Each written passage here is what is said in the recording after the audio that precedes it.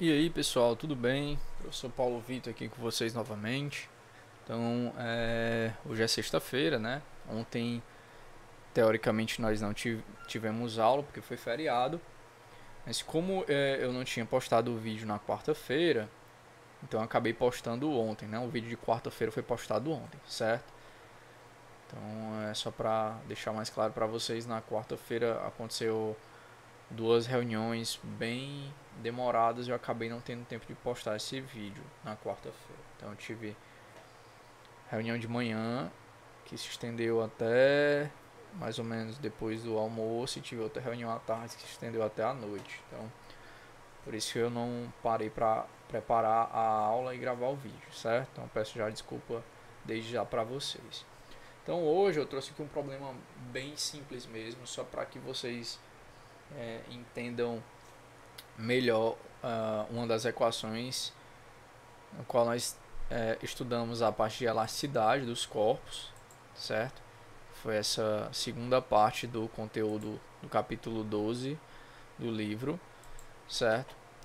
E aí é só um probleminha mesmo de aplicação direta da expressão, certo? Para que vocês entendam melhor, fique mais claro a espécie de revisão que eu estou fazendo, tá?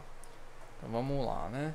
Então esse problema aqui que eu trouxe como o nosso vídeo Problemas 6, ele é o problema 52, se não me engano, do livro de vocês, né? Do volume 2 do Halle de Resnick, Fundamentos de Física, capítulo 12, né, da 10ª edição. Então esse problema diz o seguinte: depois de uma queda, um alpinista de 95 kg está pendurado na extremidade de uma corda originalmente com 15 metros de comprimento e 9,6 milímetros de diâmetro, que foi esticada de 2,8 centímetros. Determine e tenha atenção sobre essa corda, né, no caso. Então vamos lá, é um problema muito simples.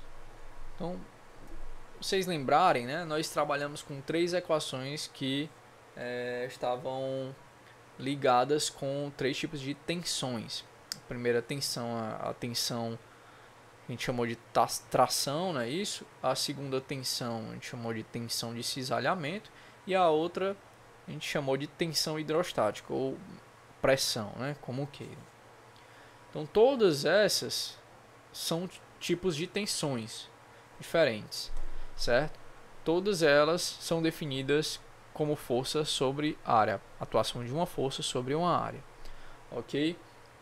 E todas essas tensões elas são proporcionais a deformações sofridas por um corpo num determinado regime que a gente chamou de regime linear, certo? E a gente estudou lá ao longo da nossa segunda aula que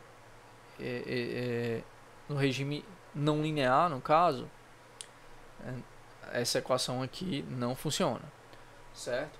Então, como a gente está trabalhando aqui com uma tensão ao longo de uma corda, ou poderia ser de um fio também, então a gente está trabalhando com o primeiro caso, que é o caso de uma tração, né? Então, como o item A ele já é bem direto, ele pede que você calcule a tensão sobre essa corda, então a gente vai pegar aqui a definição de tensão, né? Tensão é força sobre área. Então, se a gente escrever aí, ó, tensão como sendo força sobre área, a força que está sendo aplicada sobre essa corda é justamente igual ao peso desse alpinista que está pendurado sobre essa está pendurado por essa extremidade da corda, certo? Então é força sobre a área, então peso sobre a área, mas a área de quê, né? A área da corda, da seção transversal da corda, no caso. Se vocês prestarem bem atenção aqui, ó, no problema foi dado um diâmetro, 9,6 milímetros de diâmetro da corda. Ou seja, essa corda ela é cilíndrica e tem uma base circular, obviamente. Então, a área do círculo, πr ao quadrado, né? Então, o peso é a massa do alpinista vezes a aceleração da gravidade. Lembrando que o problema não me deu raio, ele me deu diâmetro, mas a gente sabe que o diâmetro é igual a 2 vezes o raio, ou seja, o raio é o diâmetro dividido por 2. Então a gente vai substituir, ó, no lugar do R, vamos trocar por d sobre 2. No lugar do peso, a gente vai colocar massa vezes aceleração da gravidade. A massa, no caso, é a massa do alpinista.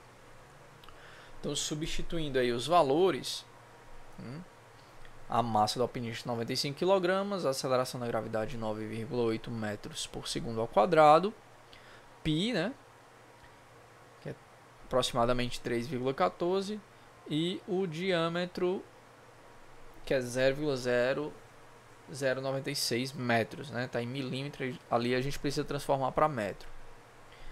Então, se a gente fizer essas contas, quilograma vezes metro por segundo é newton, né? Vezes metro por segundo ao quadrado, dividido por metro quadrado. Então, a gente tem newton por metro quadrado da unidade, e o resultado é esse aqui que vocês estão vendo, ó. Daí, em torno de 12,8 milhões de newton, certo? Eu coloquei aqui o valor sem colocar na forma de notação científica, porque a gente tem vários números aqui, eu quis colocar para vocês enxergarem. Mas se vocês forem colocar aqui notação científica, ia ficar aproximadamente 1,3 vezes 10 a sétima newton por metro quadrado. Ok? Então, bem fácil, só aplicação direta da expressão.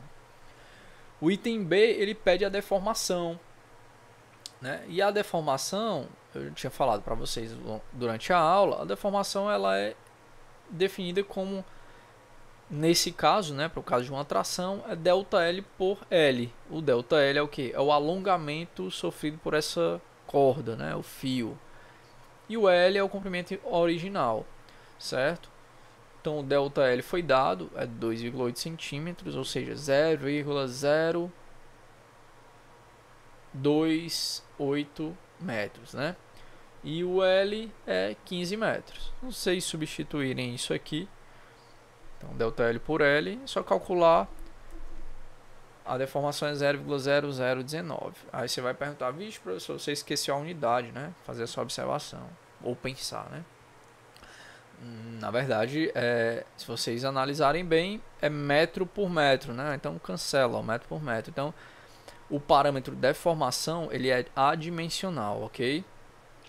Então isso já me indica uma coisa, né? Que talvez eu não tenha deixado claro durante a aula, mas eu trouxe justamente esse problema para deixar isso mais claro. Se a tensão ela é proporcional à deformação e a deformação ela é adimensional, significa que essa constante de proporcionalidade, que para o caso da tração a gente chama de módulo de Young, essa constante aqui ela deve ser igual, deve ter a mesma unidade, desculpa, da tensão, que é Newton por metro quadrado, certo? Se aqui é adimensional, obviamente o módulo de Young deve ter a mesma unidade da tensão. Então é isso. Tá? A gente pegar a expressão inteira, que é essa daí que está do lado já, que eu já tinha colocado no início, e a gente isolar esse módulo de Young. Então, como o item C está querendo que eu calcule esse módulo de Young, então eu vou isolá-lo, né? E aí tenho aí, ó, o módulo de Young é força sobre área vezes 1 sobre a deformação, certo? Como a gente já calculou no item A a tensão, que é força sobre a área, e calculou a deformação também, então basta a gente substituir os valores, ó. Então força sobre a área é 2,8 milhões, né, aproximadamente de newton. Aqui eu esqueci, né, newton vezes newton por metro quadrado, tá? E aqui assim, ó, esqueci. E aqui 1 sobre o valor que eu tinha calculado a deformação no item B, 0,0019. Então, quando eu dividir isso aí, vai dar um número maior ainda, né? Porque eu estou dividindo isso por um número menor que 1. Entre 0 e 1, desculpa. Então, quando eu dividir isso aí, eu vou encontrar esse valor aqui para o módulo de Young. Certo? Então, dá um valor aí, ó, de 6 bilhões, né? 6,7 bilhões de newton por metro quadrado. Se eu fosse colocar na notação científica, seria aproximadamente 7, né, vezes 10 a nona newton por metro quadrado. Ok, pessoal? Então é isso, é só um problema bem simples mesmo de aplicação direta dessa expressão. para que vocês compreendam melhor cada um desses parâmetros que aparece, né? Então é isso. Só para deixar aqui claro para vocês, na segunda-feira eu quero me reunir com vocês, né? Aquele nosso encontro virtual que a gente estava fazendo toda segunda-feira. E aí eu quero conversar com vocês a respeito de um teste online que vocês que estão matriculados na disciplina devem fazer, certo? Não se preocupem, não é um teste envolvendo nada de conta, é só um teste conceitual para saber se vocês entenderam bem todos esses conceitos que foram estudados até aqui. Até porque esses 3 capítulos que nós estudamos até aqui são capítulos que estão muito bem relacionados. Então vocês estão vendo sempre basicamente quase as mesmas coisas, certo? As definições da segunda lei de Newton para a rotação e translação, que vocês já conhecem, né? Translação. Então, parâmetros novos como torque, momento angular, velocidade angular, certo? Então são esses conceitos que vocês vêm estudando desde o início dessa disciplina. Então eu vou fazer um teste com vocês, vai ser um teste lá no formulário do Google. Esse teste deve ocorrer num determinado período, então eu quero conversar com vocês qual o melhor período que eu vou poder aplicar esse teste com vocês, porque o teste vai ter um tempo para vocês responderem. Depois desse tempo ele vai fechar e vocês não vão mais conseguir responder e nem editar as respostas, certo? Então eu quero só testar como é que tá esse conhecimento básico de vocês. Não tem nada demais não, e eu prefiro medir como é que vocês estão estudando aí, né, à distância. É uma forma totalmente diferente de vocês estarem estudando e bem inesperada, né? Ninguém esperava que a gente fosse tá nessa situação que a gente está hoje, mas eu preciso medir como é que tá esse aprendizado de vocês. Então vou fazer esse teste, certo? É preciso que vocês tenham pelo menos um conhecimento mínimo sobre o que vocês estão estudando, tá? E hoje também é muito fácil eu passar uma lista para vocês e vocês encontrarem as respostas na internet, a não ser que eu criasse todos os problemas da minha cabeça, certo? Mas já está me dando bastante trabalho fazer essas aulas online, criar esses slides, montar todas essas equações.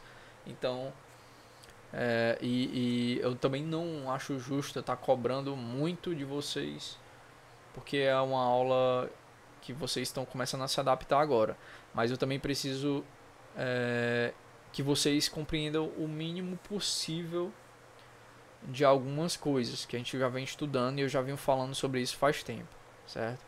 Então se vocês vêm acompanhando todas essas aulas desde o início até agora, então eu vou fazer um pré-julgamento de que vocês devem ter aprendido alguns conceitos que são conceitos básicos e fundamentais desses temas que nós viemos estudando até agora, né? Desde o capítulo 10 até o capítulo 12, certo? Então é isso, segunda-feira a gente se fala, eu vou colocar lá um post lá na segunda-feira de manhã para vocês me responderem, para a gente poder se reunir, né? Provavelmente naquele mesmo horário de sempre, que é às 19 horas da segunda-feira, ok, pessoal? Então é isso, forte abraço, bom final de semana, se cuidem e um forte abraço.